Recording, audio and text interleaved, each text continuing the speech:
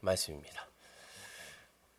신약성경 41쪽에 있는 말씀, 우리 다 함께 마태복음 24장 1절에서 2절까지 있는 말씀을 성경과 화면을 통하여 우리 합독하도록 하겠습니다.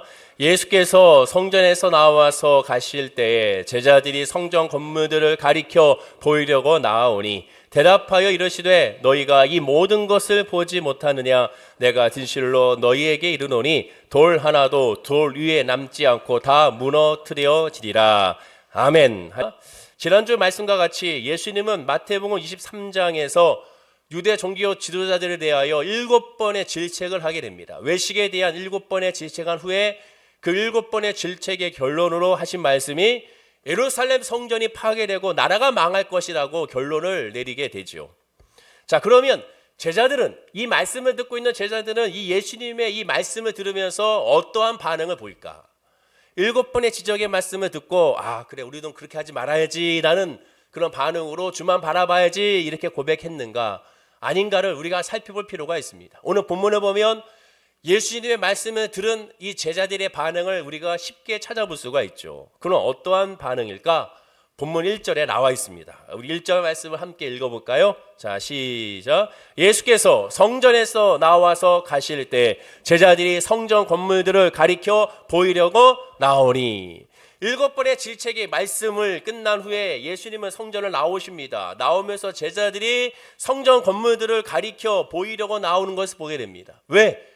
예수님께서 바로 얘기했잖아요. 예루살렘 성전은 무너진다고, 나라는 망한다고.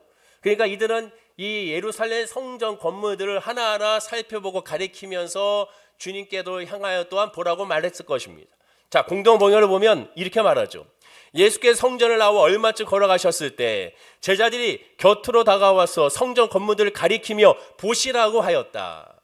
예수님의 말씀을 듣고 나서 성전을 나오면서 어느 정도 걸어갔을 때, 즉 그 얘기는 뭡니까? 성전이 크니까 성전을 전체적으로 볼 수 있을 정도의 거리까지 간 다음에 예수님께 보십시오, 저 성전들을 보십시오라고 가리키며 예수님께 말하는 거죠. 그러면 이 장면을 보면 여러분 어떠한 마음이 듭니까? 저 예루살렘 성전의 그런 거룩함을 예수님께 지금 보라고 말씀하는 것입니까? 그게 아니죠. 이건 완전히 코미디와 같습니다. 예수님의 말씀을 듣고 제자들은 그 예수님의 말씀을 받아들이지 못했기 때문에 이런 반응을 보이는 거죠. 한번 보십시오. 그 얘기는 뭡니까? 주님이 말씀한 대로 성전이 무너져 있는데 저 성전에 보십시오. 무너지겠습니까? 라는 의미가 이 안에 담겨져 있죠. 그 얘기는 뭐냐? 제자들은 예수님의 말씀을 제대로 이해하지 못했던 거예요. 7번의 외식하지 말라는 질책의 7번의 그 말씀을 이들은 이해하지 못했고, 이해하지 못했다는 것은 마음 가운데 말씀으로 부딪히지 못했고, 말씀으로 부딪히지 못했던 것은 그 말씀으로 말미암아 하나님을 발견하지 못했다는 겁니다. 성전 건물들을 가리켜 보이려고만 했습니다. 그럼 이들이 왜 이렇게 했을까? 이해력이 부족해서? 믿음이 부족해서일까요? 그것이 아닙니다. 우리가 오늘 성경을 보면서 마태복음은 유대인들을 위한 성경입니다. 마태복음을 읽고 있는 유대인들은 지금 이 제자들의 반응을 이해합니다. 어쩌면 유대인들이 이 마태복음을 보면서 읽으면서 나도 이런 생각을 했었어 라고 할 겁니다. 근데 우리는 당시 유대인들이 아니고 유대인들의 지식이 없습니다. 배경 지식이 없기 때문에 특별히 예루살렘 성전에 대해서 우리가 어느 정도 이해하고 있어야, 알고 있어야 이 말씀이 제대로 이해가 되고 해석이 되고 적용할 수가 있죠. 그래서 이해하기 위해서는 먼저 예루살렘 성전이 어떠한 성전인지를 먼저 우리가 이해를 해야 됩니다. 자, 성전은 제일 먼저 언제 만들어졌습니까? 다윗이 성전을 만들려고 했습니다. 하나님의 성전을 세우려고 했어요. 그러나 하나님께서는 허용하지 않았죠. 네가 아닌 네 아들 솔로몬으로 말미암아 성전을 짓게 하겠다고 허용하십니다. 그래서 솔로몬은 BC 966년경에 성전을 세우게 됩니다. 시작해요. 그리고 이 성전, 솔로몬 성전을 기억하십시오. 제1성전이라고 부릅니다. 첫 번째로 세워진 성전. 그때 성전을 한마디로 성막을 그대로 성전화시켰다라고 생각하면 됩니다. 그러나 이 성전은 안타깝게도 BC 586년 바벨론의 느부갓네살 왕이 예루살렘을 함락할 때 나라가 망하면서 동시에 이 성전이 파괴가 되고야 맙니다. 그리고 바벨론의 포로로 많은 유대인들이 끌려가게 되죠. 나라가 망한 후 바벨론의 포로로 끌려간 이스라엘 백성들은 그러나 하나님의 약속의 말씀대로 포로 귀환이 1차, 2차에 걸쳐서 이루어지게 됩니다. 그때 포로 귀환했을 때 BC 516년경 스룹바벨의 지도하에 포로로 귀환하여 그들은 성전을 다시 재건하게 되죠. 이때 성전은 스룹바벨 성전 또는 제2성전이라고 부릅니다. 그러나 이 성전도 BC 168년경 시리아의 안티오코스 장군에 의하여 또다시 파괴가 되고야 맙니다. 자, 보십시오. 1성전 솔로몬의 성전도 파괴, 2성전 스룹바벨 성전도 결국 이방 민족에 의하여 파괴되고야 맙니다. 제2성전이 특별히 스룹바벨 성전은 파괴가 되고 나서 많은 유대인들이 너무나도 너무 눈물 흘리며 안타까워하게 되죠. 그로부터 한참 가서 BC 19년경 에돔 사람인 이방인 바로 이 유대 왕이 된 헤롯 대왕이 이 성전을, 무너진 성전을 다시 개축하기 시작합니다. 그 이유는 오직 하나, 유대인들의 환심을 사기 위하여, 유대인들의 칭찬을 받기 위하여, 유대인들의 인기를 얻기 위하여 무너졌던 예루살렘 성전을 다시 개축하기 시작하죠. 그러나 유대인들의 환심을 사기 위하여 이 개축을 시행했던 헤롯 대왕은 제1성전이었던 솔로몬 성전과 이 성전이었던 스룹바벨 성전보다 더 화려하고 더 규모가 더 크게 짓기를 시작합니다. 개축한 지 10년이 됐을 때 비로소 솔로몬 성전의 이 지성소가 완성이 되죠. 그때 왕궁기념 봉헌식을 행하게 됩니다. 그리고 부속 건물들을 하나하나 건축하기 시작하는데, 예수님 당시에도 지금 제자들과 나누고 있는 이때에도 예루살렘 성전은 건축이 계속되고 있었습니다. 그 얘기는 뭐냐? 지금 예수님과 함께 제자들이 이 성전을 나왔을 때, 보십시오, 저 성전들을 보십시오라고 했을 때 이미 그 성전들은 건축이 끝난 것이 아니라 여전히 건축이 진행되고 있는, 공사가 진행되고 있는 예루살렘 성전을 이 제자들이 예수님께 보십시오라고 말씀하고 있다라는 것이죠. 바로 이 성전을 제3성전, 헤롯 성전이라고 말을 하게 됩니다. 이 성전은 무려, 자, 건축 기간을 보십시오. 제2성전은 솔로몬에서 5년, 7년밖에는 걸리지 않았습니다. 제2성전은 스룹바벨 성전은 5년밖에 걸리지 않았습니다. 그러나 제3전 헤롯 성전은 워낙 규모가 크고 방대하고 웅장하고 아름답게 지었기 때문에 80년이라는 시간에 걸쳐서 완공이 되죠. 예수님 시대에도 여전히 공사가 진행되고 있었습니다. 자, 4절 보면 비교가 나옵니다. 자, 왼쪽에 있는 건 솔로몬 성전, 헤롯 성전 바로 옆에 있는 건 솔로몬 성전입니다. 스룹바벨 성전이죠. 그게 규모가 크지 않습니다. 왜? 성막을 그대로 건물화 시켰기 때문에. 그러나 헤롯 대왕은 유대인들의 환심을 사기 위하여 이렇게 규모가 어마어마하게 성전을 짓게 됩니다. 본래는 하나의 성전이어야 되는데 여러 가지 부속 성전은 건물들을 세우게 되죠. 그래서 본문 1절을 보십시오. 이렇게 말하잖아요. 성전 건물들을, 하나의 성전이 아닌, 그러니까 성전 건물들을 보십시오라고 말합니다. 그리고 이때 성전은 엄청 화려했습니다. 당시에 굉장히 비싼 재료를 사용하게 되죠. 엄청나게 큰 흰 대리석을 사용합니다.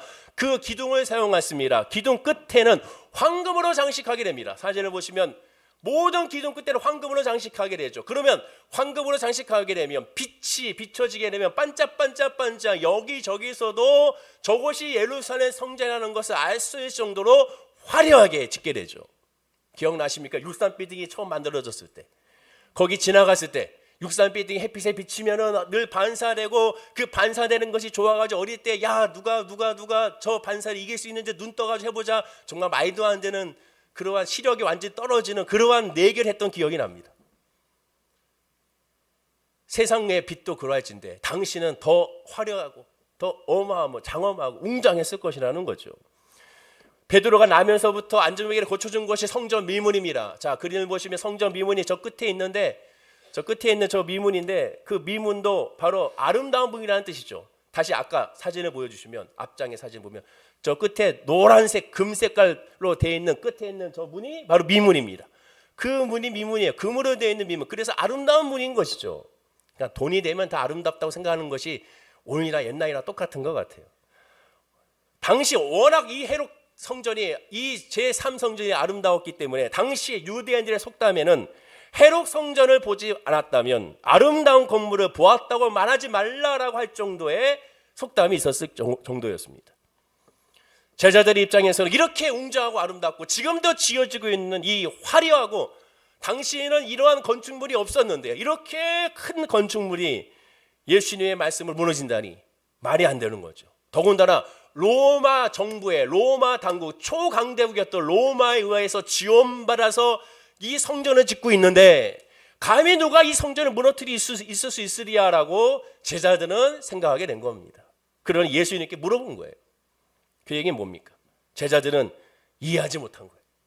예수님의 말씀을 듣지 못한 겁니다. 아니 들어도 그 말씀을 본인의 영 가운데 해석하지 못한 거예요. 그래서 예수는 여전히 이해하지 못하는 제자들에게 다시 미석이라 불리는 바로 그 돌들이 오늘 본문 2절에서 하나도 남지 않고 저 아름다운 저 성전, 다시 사진을 보여주십시오. 성전, 저 성전이 기양 다 무너진다고 예수님을 말씀하고 있는 거예요. 다 무너지리라. 실제로 이 헤롯 성전 제3성전은 80년 동안이나 건축을 했는데 불과 그로부터 7년 후 AD 70년에 로마스 디도 장군, 티투스 장군이 나왔죠. 이 티투스 장군이 하여 완전히 이 성전이 파괴가 되고야 맙니다. 그리고 오늘날 이 헤롯 성전은 다 파괴되고 어디만 남았습니까? 바로 서쪽 외벽, 우리가 통곡의 벽이라고 하는 여기 이 서쪽 외벽만 남겨놓고 다 싹 무너지게 되죠. 그리고 이곳에서 성전 파괴에 대해서 유대인들이 애통하면서 이곳에서 눈물 흘리며 기도하고 있죠. 오늘날까지도 그렇습니다. 인간의 힘이 아무리 강해도, 인간의 힘으로 쌓아올리는 모든 것들이 아무리 튼튼해도, 인간의 힘이 아무리 강하고 강력하고 또한 지혜롭고 과학적으로 발전해도 금방 무너집니다. 자연의 그 비 한 번이 내려서 다 쓸어 내려가는 것을 보십시오. 또는 폭약 몇 개로 그 건물들이 무너지는 것을 보십시오. 심지어 기술과 장비를 전혀 사용하지 않아도 쉽게 이런 어마어마한 이 장벽들은 무너지게 됩니다. 왜? 인간 스스로가 무너뜨리죠. 어떻게? 중국의 만리장성이 예잖아요. 만리장성이 어떻게 무너졌습니까? 만리장성이 무너졌다고 해서 이 건물이 무너진 것이 아니에요. 어떻게 무너집니까? 이곳을 지키고 있는 수문장들이 돈을 받고 그냥 외적들을 그냥 들어가게 했잖아요. 그러니까 그냥 무너지는 거예요. 뇌물을 받고 문을 활짝 열어줄게는 그냥 무너집니다. 아무리 열심히 지어봐도, 아무리 수많은 희생으로 지어봐도 결국 다 헛것에 불과한 것이 바로 세상적인 모든 것입니다. 그러니 솔로몬이 헛되다고 말하는 것을 우리가 주목해야 되는 것이죠. 어쨌든 헤롯 성전은 무려 80년이 넘도록 어마어마한 대역사의 아름다운 성전이었지만 한순간에 파괴되고야 말았습니다. 그 당시 활동했던 요세푸스, 유대인의 역사가 이 요세푸스, 사진을 보시면 이 요세푸스가 당시 로마의 티투스 장군에 의해서 예루살렘 성전이 파괴되고 불타는 것에 대해서 자세하게 기록했는데 그때 당시를 이렇게 말하고 있습니다. 유대 군들이 성전에 집결해서 마지막으로 성전에서 결사항전을 하고 있었을 때 로마의 티투스 장군은 그들을 공격하기 위하여 그 모든 성전을 다 둘러쌌으나 그러나 이 티투스 장군이 이 유대의 헤롯 성전 제3성전이 너무 아름답고 화려하고 너무 보기 좋아서 부하들에게 명령을 내리게 되죠. 절대로 이 성전을 파괴하지 마라. 사람만, 적군들만 죽일 뿐, 포위해서 그들을 압박만 할 뿐, 절대로 이 성전은 파괴하지 말라고 티투스 장군이 명령을 내리게 됩니다.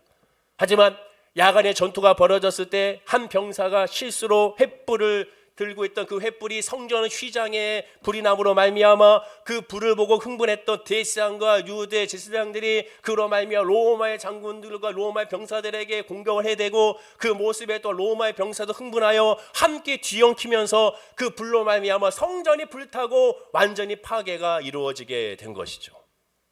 그리고 오늘날까지 이르게 된 것입니다. 자, 그럼 한번 생각해 보세요. 예루살렘 성전 파괴는 단순히 전쟁에서 벌어지는 파괴인 것인가? 또는 한 병사의 우연한 실수로 불타고 파괴된 것인가? 과연 그럴까? 그렇지가 않죠. 모든 역사는 하나님이 주관하십니다. 창세기 1장 1절 말씀처럼 태초에 하나님의 천지를 창조하시는 거예요. 인간이 다 이 모든 역사를 움직이는 것 같으나 그러나 하나님이 역사하죠. 영어로 히스토리가 뭡니까? 그의 이야기, 히스토리. 하나님의 역사의 이야기, 하나님의 은혜의 이야기가 바로 역사가 아니겠습니까? 성전이 완전히 파괴된 날이 유대력 아비월 9일입니다. 오늘날 따지면 태양력으로 7에서 8월경이죠. 이날 로마의 티투스 장군에 의해서 예루살렘 성전이 파괴되고 성전이 불탄 날을 기념하여 지금까지도 유대 절기로 지킵니다. 그 절기의 이름이 티샤 베아브라고 명명하여 오늘날까지도 지키고 있습니다. 이날은 티투스 장군에 의하여 성전이 파괴됐기 때문에 이 날을 회상하며 회개하는 날로 선포하고 회개의 기도를 드리는 날이 되죠. 무려 3주간, 이 날을 전후로 3주간 회개를 선포하고 결혼식을 멈추고 파티를 멈추고 먹는 것도 줄여서 금식을 선포하며 유대 대속죄일, 7월 첫째 주에 대속죄일과 같은 금식을 행하게 됩니다. 통곡의 벽에도 관광객들의 출입은 이날만큼은 금지되고 오직 유대인들만 모여서 이곳에서 집회를 열게 되죠. 다른 민족은 들어갈 수가 없습니다. 그런데 놀라운 것은 이 티시다 베아브라는 이 로마의 장군회에서 무너진 이 날은 바로 어떤 날이냐? 솔로몬의 제1성전이 바벨론의 느부갓네살 왕에 의하여 멸망한 날과 정확하게 그 날이 일치합니다. 같은 날이에요. 그럼 생각해 보십시오. 로마의 티투 장군이 성전에 파괴할 의사가 없었지 않습니까? 성전을 건들지 마. 그런데 갑자기 생각이 바꿔. 오늘 생각해 보니까 오늘이 바로 솔로몬 성전이 바벨론에 무너진 날이었네. 이 날에 맞춰서 우리도 여기 무너뜨리자. 과연 그랬을까요? 왜 그렇게 안 합니까? 그것은 나라 다 돈이 되는 장엄한 거기 때문에. 그 문제의 병사도 마찬가지입니다. 유대 역사를 잘 알기 때문에 일부러 이 날에 우리가 파괴하자 그랬을까? 그렇지도 않죠. 그 유대인들은 이왕에 폐비될 거 기왕이면 이 솔로몬의 성전이 무너진 날과 동일하게 같이 무너지자 그렇게 생각했을까요? 치욕의 날인데 그 치욕의 날을 또다시 그 날로 맞출까요? 우리도 일제강점기에 우리가 나라가 한일합방으로 말미암아 완전히 무너진 그날로 우리 똑같이 또한 그날로 다시 한번 합시다 그렇게 할 수 있을까요? 그럴 수가 없죠. 무슨 뜻입니까? 다 하나님이 하신 거예요. 인간의 역사에 인간이 한 것 같지만 다 하나님의 은혜요, 하나님의 역사입니다. 인생 만사를 하나님이 주관하시는 거예요. 그런데 인간은 당장 눈에 보이는 이 장엄함과 그런 거룩함에 압도되어 하나님과 하나님의 섭리를 잊어버립니다. 본문에서도 마찬가지예요. 주의 말씀이 들리지 않습니다. 왜? 눈에 보이는 것이 화려하고 눈에 보이는 것이 잘 되고 눈에 보이는 건 형통하기 때문에 그럴 리가 없다고 판단해 내리는 거죠. 이미 잘 되고 있는데 무슨 소리야? 그런 부정적인 소리 하지 마라고 말하는 겁니다. 예수님의 말씀을 보십시오. 성경 예수님 말씀, 하나님의 말씀, 선지자의 말씀은 다 부정적인 말씀이죠. 당시로 생각해 보면 그런 말 하지 마 이렇게 말하죠. 그러나 그렇지 않지 않습니까? 거기다가 본문에서 제자들은 또 하나 큰 잘못을 하죠. 예수님은 3년간의 공사 기간 중에 첫 해 6월절에 예루살렘으로 올라갑니다. 그때 성전의 장사치들을 요한복음 2장 10절 말씀처럼 다 쫓아내죠. 비둘기 파는 사람들에게 이르되 이것을 여기서 가져가라. 내 아버지의 집으로 장사하는 집을 만들지 말라.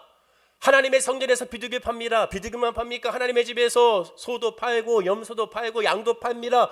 그러면 그들의 똥들을 생각해 보십시오. 그 동물들의 어마어마한 똥들이 성전에 가득 찼을 것입니다. 저희 집 앞에 이 비둘기들이 똥을 싸놔가지고 정말 그 여름에 바람과 함께 냄새가 나고 그러는데 그 똥 그 몇 개의 냄새가 나는데 하물며 하나님의 성전에 그 수많은 동물들의 똥을 한번 생각해 보십시오. 그러니 내 아버지의 집으로 장사하는 집을 만들지 말라 하시냐고 말씀하고 있습니다. 이 말에 유대인들의 반응은 어떻게 반응합니까? 이렇게 말해요. 자, 요한복음 2장 18절 읽어볼까요? 자, 시작. 이에 유대인들이 대답하여 예수께 말하기를 내가 이런 일을 행하니 무슨 표적을 우리에게 보이겠느냐. 자, 이거 아주 중요합니다. 내가 이런 행하니 무슨 표적을 우리에게 보이겠느냐. 네가 하나님의 아들이야? 네가 메시아야? 네가 그리스도야? 그러면 우리에게 표적을 보여줘. 그럼 우리가 믿을게 그 말이죠. 표적을 보여줘. 유대인들은 늘 표적을 말합니다. 표적을 보여달라는 거예요. 헬라인들은 늘 이론으로 하나님을 알려고 합니다. 나를 이해시키라는 거죠. 그리스도라면 그 증거를 보여라고 요구합니다. 그러나 예수님은 이미 수많은 증거들을 보여주고 있어요. 보여준들 인간은 믿지 않습니다. 그때뿐이에요. 더 큰 걸 바라요. 능력에만 집중하는 것이 인간의 모습입니다. 예수님은 그래서 이렇게 답을 합니다. 19절입니다. 우리 읽어볼까요? 시작. 예수께서 대답하여 이르시되 너희가 이 성전을 헐라 내가 사흘 동안에 일으키리라. 표적을 보여달라고? 알았어. 표적을 보여줄게. 그게 뭐냐? 이 성전을 헐어버려라. 내가 3일 만에 세우리라. 그러자 유대인들은 이렇게 답을 하죠. 20절에 이성적인 답이고 합리적인 답일 겁니다. 뭐라고 대답합니까? 읽어볼까요? 시작. 유대인들이 이르되 이 성전은 46년 동안의 지었건을 내가 3일 동안에 일으키겠느냐 하더라. 자, 이제 이 말이 이해가 되죠. 46년 동안 지금 지어주고 있는데 앞으로 계속 지어주고 있는 거예요. 이렇게 계속 아름답게 계속 공사가 진행되고 있는데, 잘 되고 있는데 네가 어떻게 이것을 허물 수 있느냐? 아니, 표적을 보여달라면서요. 그래서 표적에 대해서 얘기했더니 그 이해하지 못해요. 예수님을 미친 사람 취급합니다. 그러자 예수님은 21절에 이렇게 답을 하죠. 자, 읽어볼까요? 시작. 그러나 예수는 성전된 자기 육체를 가리켜 말씀하신 것이라. 주님 말씀의 뜻은 예수의 십자가에 매달려 죽이더라도 3일 만에 부활한다는 거예요. 그 어떤 표적보다 죽은 자가 살아나는 표적은 과연 누가 할 수가 있겠습니까? 하나님밖에 할 수 없는 거죠. 당시 성전에 장사치드는 대제사장이 허락을 맡아서 돈벌이를 열심히 얻고, 동시에 대제사장과 주의종들도 마찬가지였습니다. 이러한 권위에 도전하고 또 성전을 무너뜨린다는 것은 있을 수 없는 일이었죠. 당시에 평범한 유대인들이 생각할 수 없고 말할 수 없는 겁니다. 더군다나 예수님은 대놓고 하나님을 내 아버지라고 불릅니다. 신선 모독 가운데 당장 돌로 쳐서 죽일 수 있는 그러한 언행을 하고 있죠. 당시 유대인들은 하나님께서 알려준 이름을 부르지 않았습니다. 아니, 부르질 못했습니다. 자기들 스스로 판단했습니다. 감히 어떻게 우리가 하나님의 이름을 부를 수 있어? 야훼라고 부르지 못하고 그래서 아도나이라고 부르게 됩니다. 아도나이라고 부르다 보니까 하나님이 알려준 이름을 지금까지도 몰라요. 그냥 추측해서 야훼라고 부르는 겁니다. 얼마나 어리석어요. 하나님은 괜찮다고 하는데 자기들이 아닙니다라고 못 부르는 거예요. 그 얘기는 뭡니까? 하나님의 뜻에는 관심이 없어요. 그냥 내가 생각하기에 좋은 것, 내가 생각하기에 거룩한 것, 내가 생각하기에 은혜가 되는 것, 내가 생각하기에 평안한 것, 내가 생각하기에 신성하고, 내가 생각하기에 좋은 것으로만 계속 하고 있는 이들의 어리석음을 보십시오. 그러면서 예수님께서 이렇게 말씀하시는 것을 가지고 결국 두 가지 가능성만 생각합니다. 첫째가 뭡니까? 유대인들이 비난한 것처럼 예수님은 정말 미친 것이고 미친 청년이고, 아니면 예수님 말씀한 대로 하나님의 아들일 수밖에 없는 거죠. 예수님을 따르는 제자들은, 특히 베드로는 이렇게 고백했습니다. 마태복음 16장 16절입니다. 우리도 한번 고백해 볼까요? 자, 시작. 시몬 베드로가 대답하여 이르되 주는 그리스도시요 살아계신 하나님의 아들이시니이다. 분명히 고백했어요. 주는 그리스도십니다. 하나님의 아들입니다. 예수는 메시아입니다. 라고 고백을 했습니다. 하지만 머리로만 고백했죠. 그들의 영 가운데 고백은 아닙니다. 입술로만 고백했죠. 그들의 영 가운데 깊은 곳에 나오는 고백은 아닙니다. 제자들은 예수님이 정말로 하나님의 아들, 본체, 그리스도, 메시아라는 사실을 실감하지 못했습니다. 하나님으로서 예수님이 어떤 일을 하시고 그것을 위하여 무엇을 행하고자 하는지를 관심을 두지 않았고 영적 분별력도 어렵습니다. 왜냐? 제자들은 화려하고 장엄한 이 성전은, 지금도 이 성전에서 행하는 제사를 하나님이 받으시기에 하나님이 원하시니까 이 성전도 지어주고 있는 거 아니야. 하나님이 원치 않으면 어떻게 이 성전이 지어줄 수 있겠어? 이건 하나님이 오르시는 거야, 원하시는 거라고 생각했기 때문에 설마 이 성전을 무너뜨리겠냐는 의아심을 갖게 된 것이죠. 여전히 자기들의 생각으로 하나님을 판단하고 하나님의 계획을 판단하고 하나님의 은혜를 판단하고 있습니다. 예수님이 이 땅에 오신 목적이 무엇입니까? 요한복음 2장 18절에도 본래 하나님을 본 사람이 없으되 아버지 품속에 있는 독생하신 하나님이 나타나셨다고 말합니다. 하나님이 직접 우리에게 오신 거예요. 그러면 하나님이 우리에게 나타나셨다는 것이 하나님께서 예수님이 이 땅에 오신 전체적인 목적입니까? 그게 아니죠. 이미 유대인들은 하나님이 하나님이라는 것을 알고 있어요. 실존 여부에 대해서 하나님이 알려준 것이 아닙니다. 야, 너희들이 나를 믿지 못하는구나. 나를 믿지 못하는 것이, 내가 살아 계시는 하나님이라는 것을 믿지 못하는구나. 그래서 내가 너희들에게 짜라고 나타나서 내가 하나님은 살아있다, 현재 지금 존재한다는 그 실존의 여부를 너에게 알려주리라. 그래서 예수님 이 땅에서 오신 거 아니란 말입니다. 다 알아요. 지금 예배드리는 여러분들도 마찬가지예요. 여기 계신 모든 분들이 다 예수를 그리스도로 믿는 분들입니다. 믿었기에 이 자리에 앉아 있는 거죠. 최소한 양보하더라도 여러분들의 이력서에 종교 안에 있다면 거기에 기독교라고 쓰는 사람들이 그래도 이 자리에 앉아 있는 겁니다. 그러나 문제는 뭐예요? 기독교라고만 쓰면 뭐합니까? 그 예수 그리스도가 나의 주, 나의 하나님임을 믿어야 되는 거죠. 이건 다른 거예요. 예수를 아는 거와 예수를 믿는 건 달라요. 예수의 이름을 부르짖는 것도, 예수 그리스도의 이름을 부르짖으면서 주의 뜻을 구하는 거와 예수의 이름을 부르짖으면서 나의 뜻을 구하는 거는 어마어마한 차이가 있는 거예요. 유대인들은 천지를 창조하신 여호와 하나님이 살아계시고 이스라엘을 택하고 보호하시고 인도하시는 걸 다 믿습니다. 너무 잘 알아요. 그러나 유대인들은 하나님의 역사를, 우리 이스라엘 백성을 통한 주의 역사가 무엇인지, 지금 로마 당국에 의하여 우리가 식민지배를 당하는 하나님의 뜻이 무엇인지, 우리는 그럼 어떻게 해야 되는지, 어떠한 방식으로 살아가야 되는지, 지금 이와 같은 때 하나님께서 우리에게 무엇을 원하시는지에 대해서는 관심이 없었던 거예요. 즉 하나님의 뜻에는 관심이 없는 거예요. 하나님의 은혜는 관심이 없어요. 주의 말씀에 귀 기울이지 않은 겁니다. 오늘날도 마찬가지 아니겠습니까?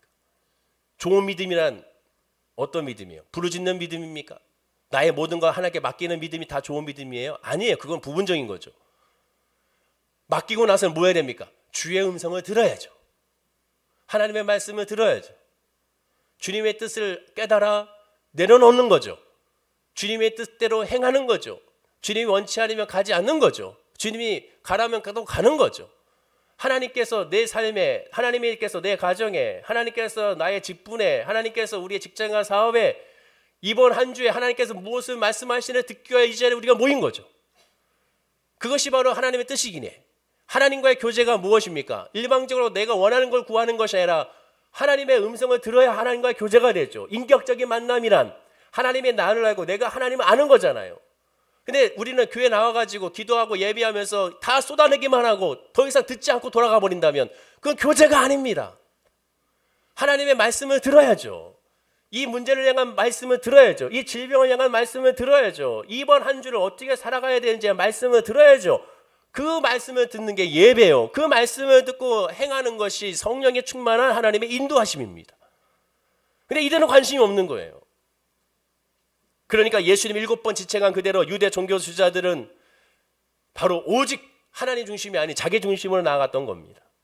성전의 물을 황금으로 장식하여 인간의 눈은 미문으로 보여도 하나님 오신 그 지옥문이죠. 하나님은 그것을 원치 않습니다. 하나님이 원하시는 것은 오직 다른 것이 있지 않습니까? 교제이고 하나님의 음성을 듣는 거고 주와 함께 나가는 것이죠. 예수님은 하나님께서 본문 앞장인 마태복음 23장 마지막 34절에서 이를 위하여 수많은 선지자들을 보냈다고 했습니다. 마지막 선지자가 누구예요? 예수님 오시기 전에 BC 450년 마지막 선지자로 말라기 선지자를 보내게 됩니다. 그때 뭐라고 말씀합니까? 자, 말라기 1장 10절이에요. 아주 중요한 경고의 말씀이죠. 자, 이 경고의 말씀을 한번 이 말씀을 잘 주목해 보십시오. 과연 뭐라고 말씀하는지 한번 읽어볼까요? 자, 시작. 만군의 여호와가 이르노라. 너희가 내 제단 위에 헛되이 불사르지 못하게 하기 위하여 너희 중에 성전 문을 닫을 자가 있었으면 좋겠도다. 내가 너희를 기뻐하지 아니하며 너희가 손으로 드리는 것을 받지도 아니하리라. 아주 무서운 말씀이죠. 자, 이 말씀의 핵심 뭡니까? 이들이 예배를 안 드리는 게 아니잖아요. 예배 드리고 있잖아요. 기도를 안 하는 게 아니잖아요. 기도합니다. 봉사 안 하는 게 아니에요. 11조 안 드리는 게 아니고요. 열심히 주의 이름을 부르짖습니다. 자, 역으로 생각해 보세요. 너희가 손으로 드리는 것을 받지도 아니하리라. 열심히 드리고 있습니다. 그런데 문제는 뭡니까? 성전문을 닫은 자가 있으면 좋겠도다. 내가 너희를 기뻐하지 않는다는 거예요. 내 제단에 헛되이 불사르지 못하게 하겠다. 예배를 드리고 있습니다. 근데 그것이 헛되다는 거예요. 기도합니다. 헛되다는 거예요. 왜? 하나님께는 관심이 없기 때문에. 하나님의 은혜는 관심이 없어요. 주님의 뜻은 관심이 없기 때문에 그렇습니다. 우리가 찬송가를 보세요. 찬송가의 찬양 가사의 핵심 뭡니까? 다 주, 하나님의 뜻, 하나님의 영광, 하나님의 은혜, 하나님의 말씀, 하나님의 계획, 하나님의 섭리, 하나님의 사랑, 하나님의 인도함, 하나님의 거룩함, 하나님의 죄사함, 다 하나님으로 말미암은 모든 것을 찬양하는 겁니다. 나로부터 시작되는 것이 아니라 하나님으로부터 시작되는 것을 찬양하는 거예요. 그런데 그들은 하나님은 관심이 없는 거예요. 본문에서도 예수님과 3년간 동고동락하며 예수 그리스도의 말씀으로 하나님의 복음을 들은 이 제자들조차도 성전이 무너질 리가 없다고 의심했습니다. 주님의 말씀에 관심이 없는 거예요. 주님의 말씀에 관심이 없는 거예요. 만약에 주님의 말씀에 관심이 있었다면 저 성전이 무너지라고 하면 뭐라고 물어봐야 됩니까? 주여, 그 성전이 무엇을 의미합니까? 물어봐야지. 나 이해가 안 됩니다. 주여, 어리석은 나에게 알려주십시오라고 해야죠. 바로 눈앞에 서 있는 독생자 하나님이 무슨 생각하는지에 대해서 관심이 없습니다. 그저 문자적으로 눈에 보이는 것으로만 판단하고 있는 거죠. 오늘날 신구약 성경을 잘 아는 성도도 마찬가지입니다. 예배 안 드리는 것이 아니에요. 기도 안 하는 것이 아닙니다. 그게 더 심각한 거예요. 그게 더 안타까운 거예요.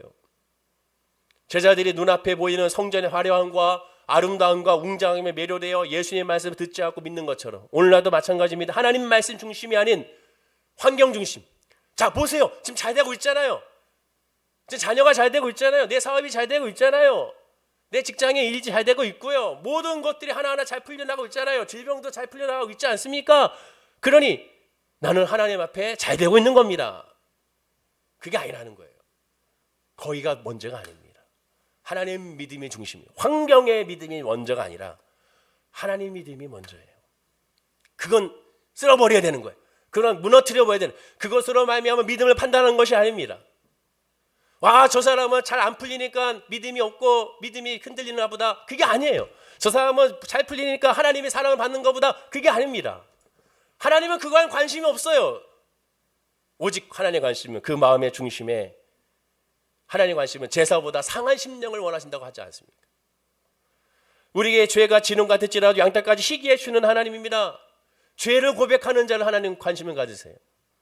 그 죄가 뭐예요? 하나님을 의지하지 않고 하나님을 믿지 않는 것이 말하죠. 예배한다면서도 하나님 중심으로 예배하지 않는 겁니다. 주님을 찾지 않는 거죠. 하나님의 은혜를 간절히 사모하지 않는 거예요. 이번 한 주를 살아가면서 나는 주의 은혜가 아니면 살아갈 수 없습니다. 나의 지식으로 살아갈 수 없고요. 내 힘과 능력으로 자녀를 양육할 수 없습니다. 내 힘과 내 능력으로 아버지 이 직분을 감당할 수 없습니다. 주의 은혜가 아니면, 주님이 손잡아 주지 않으면 나는 한 발자국도 나갈 수 없습니다를 간절히 사모하며 예배하는 자, 하나님은 그런 사람을 찾으신다는 거예요. 그러나 솔직히 우리가 생각해 볼 때 정말 그렇게 하나님을 간절히 찾는 사람이 과연 얼마나 될까? 물질이 어려우니까 물질은 간절히 찾습니다.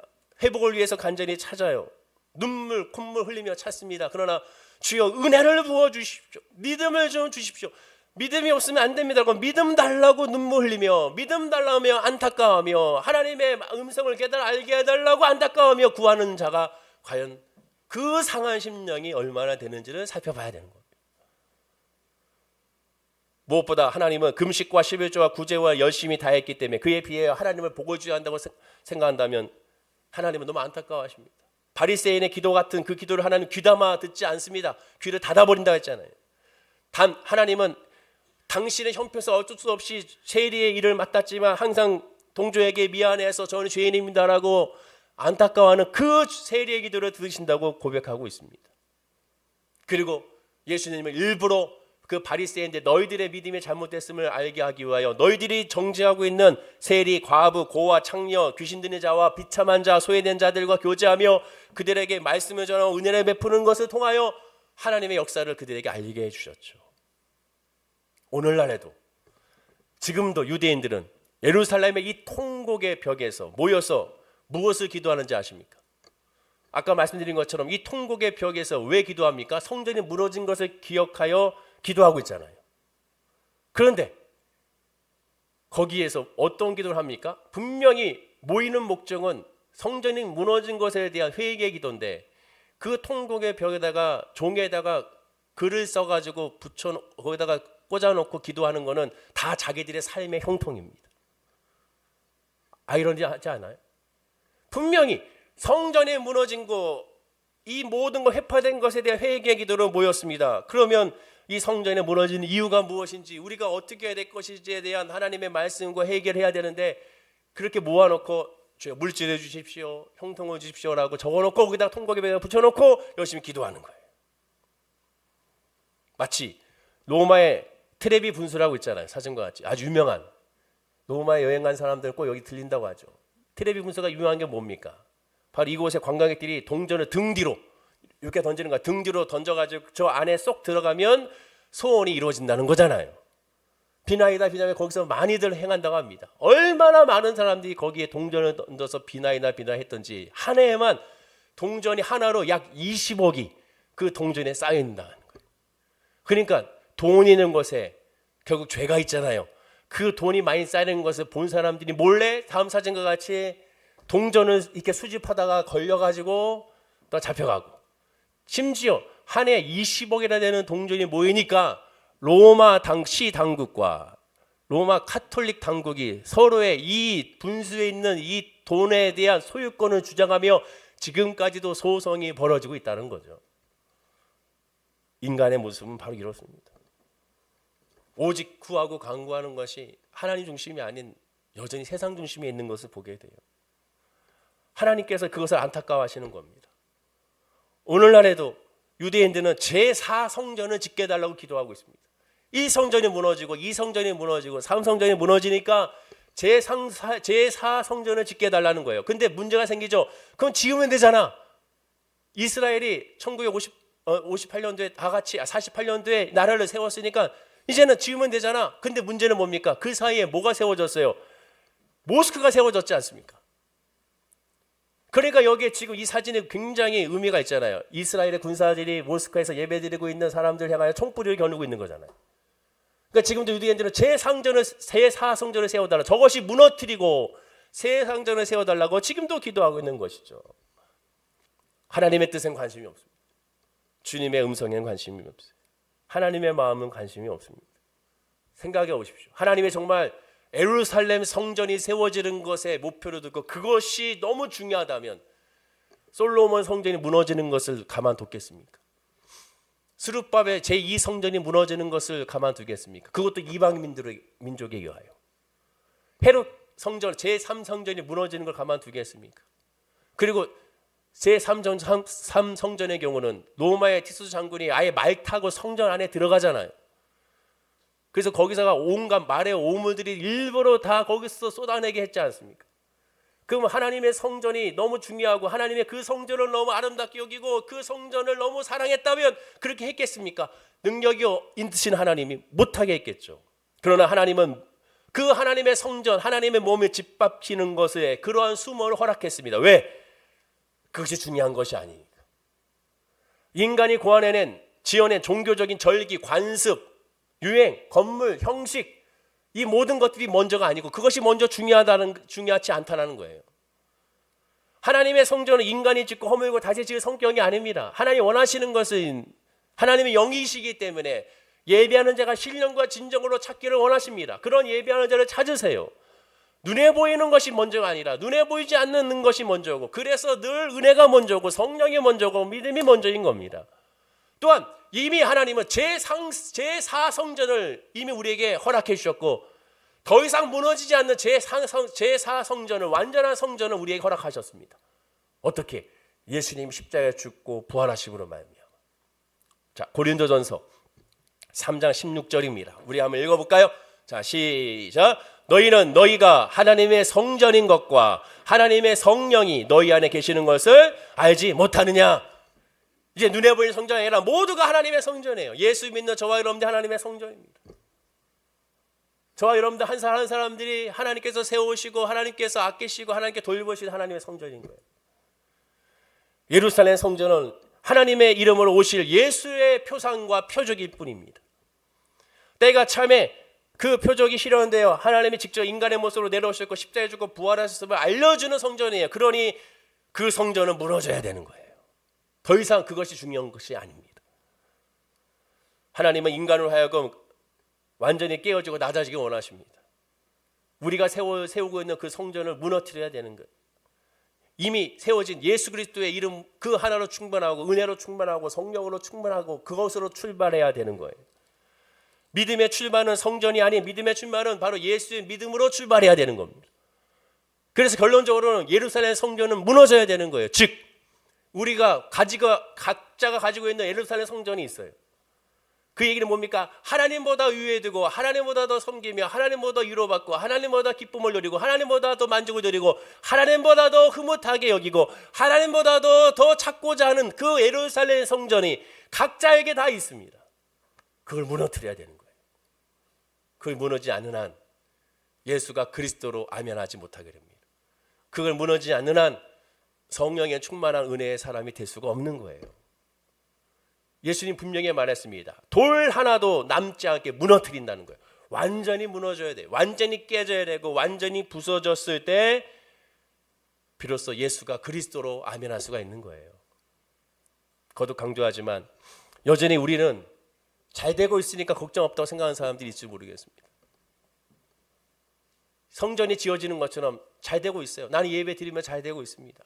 그러나 그건 착각일 수가 있어요. 진짜 잘 되는 건 나는 주가 필요하라고 고백하는 겁니다. 은혜가 아니면 안 된다고 고백하는 거예요. 내 삶 가운데 하나님의 역사가 있어야 나는 진정한 위로와 행복이 된다고 고백하는 것이, 그것이 모든 신앙의 시작이자 끝이 되는 거예요.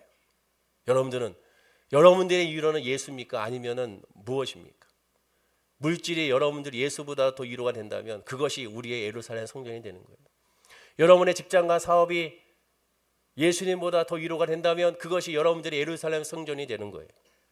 여러분들의 자녀가 또 손주들이 여러분들의 위로와 희망이 되고 예수님보다 더 기쁨이 된다면 그것이 바로 예루살렘의 성전이 되고야 마는 겁니다. 주님은 그 성전을 무너뜨려 버릴 겁니다.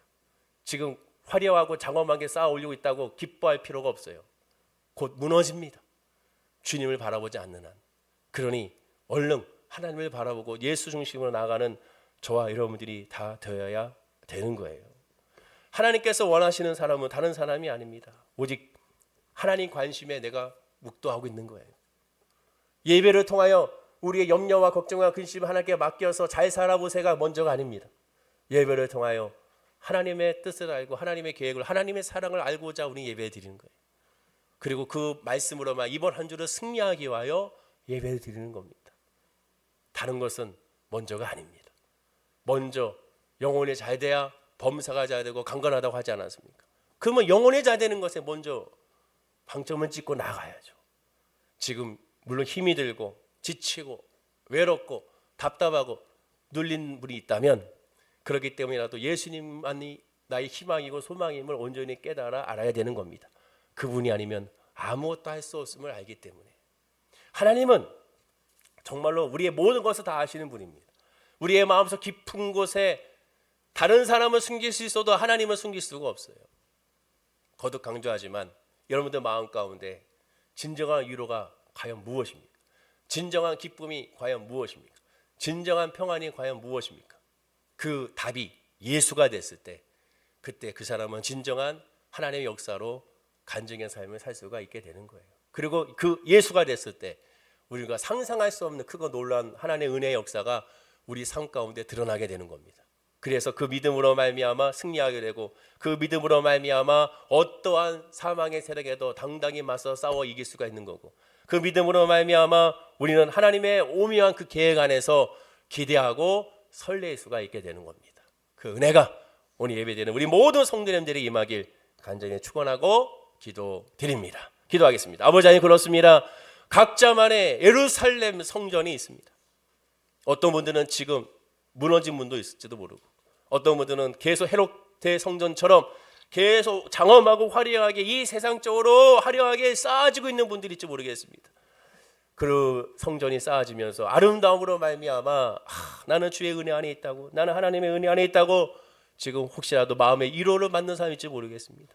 그러나 진정한 위로는 눈에 보이는 성전이 아닙니다. 눈에 보이는 환경이 아닙니다. 눈에 보이는 잘됨이 아닙니다. 눈에 보이는 형통이 아니라 우리의 마음속 깊은 곳에 예수가 필요하고, 주의 은혜가 필요하고, 주의 사랑이 필요하고, 주의 믿음이 필요하고, 성령의 역사가 필요함을 고백하는 그 상한 심령이 진정한 하나님의 믿음 안의 사람이라는 사실을 깨달아가는 우리의 믿음이 되게 하여 주옵소서. 그런 간절한 가난한 마음이 우리에게 임하게 하여 주셔서 그 믿음으로 무엇이든지 하나님께 내어 맡기게 하시고, 그 맡김으로 말미암아 하나님의 은혜와 형통이 우리 모든 성도님들의 삶 가운데 드러나게 하여 주옵소서. 감사드리며 예수님의 이름으로 기도드립니다. 아멘. 이 시간 기도하실 때 가장